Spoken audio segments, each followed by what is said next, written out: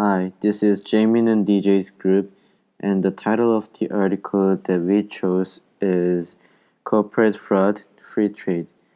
Question A. Outline two benefits that can be expected to arise from international trade. Free trade refers to international trade that is not subject to any type of trade barriers, and comparative advantage is the advantage that can produce good acts at a lower opportunity cost.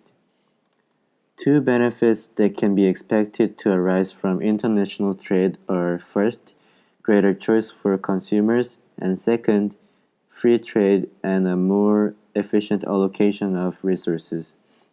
The goods and services each country can produce differ widely with respect to their variety and their quality. By trading with each other, countries can import a larger variety of goods and services, possibly of higher quality than the ones they can produce themselves. This increases choice of consumers. Additionally, if trade is free, meaning that there is no government intervention imposing restrictions on trade, it can lead to a more efficient allocation of resources. Question B.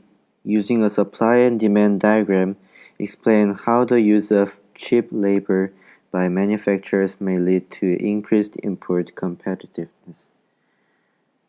If the price for using labor is cheap, it means the cost of factors of production is also cheap. Therefore, if producers use cheaper labor force, the productivity increases since cheaper price of the labor leads to higher employment, which increases the level of supply. Due to sufficient amount of production, they can export to foreign countries easily at a lower price.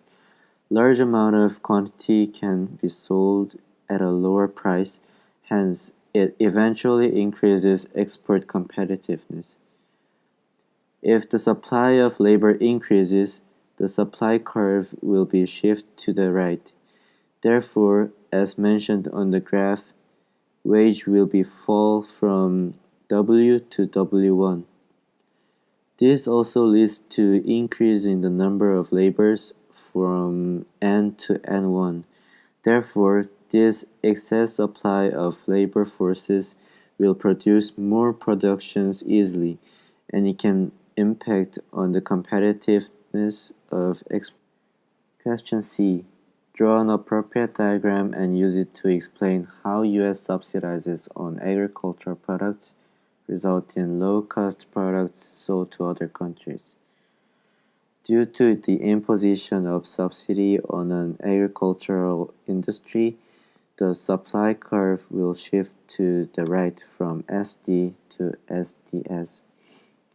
While the quantity of the imports before subsidy is from Q1 to Q2, the quantity of imports after subsidy shrinks from Q3 to Q2. The price of domestic agricultural products decrease from PS to PW. Therefore, this surplus of low-cost products leads to the availability of export easily to other nations. Question D. A tariff is a tax on imports which is collected by the federal government and which raises the price of the good to the consumer. Tariffs usually aim first to limit imports and second to raise revenue. A quota is a limit on the amount of certain type of good that may be imported into the country. The effect of tariffs and quotas is the same, to limit imports and protect domestic producers from foreign competition. A tariff raises the price of the foreign good beyond the market equilibrium price, which decreases the demand for and eventually the supply of the foreign good. A quota limits the supply to a certain quantity, which raises the price beyond the market equilibrium level and thus decreases demand. Tariffs come in different forms, mostly depending on the motivation, or rather the stated motivation. For instance, a tariff may be levied in order to bring the price of the imported good up to the level of the domestically produced good. It has the stated goal of equalizing the price between foreign and domestic producers. In this case, the consumer wears off. Another type of tariff is levied in order to save a domestic industry that has deteriorated to the point where it is really dangerous. We can argue that the industry should be allowed to expire. That way, factors of production used by that inefficient industry could move into a new one where they would be better employed. Non-tariff barriers include quotas, regulations regarding product content or quality, and other conditions that hinder imports. One of the most commonly used non-tariff barriers are product standards, which may aim to serve as barriers to trade.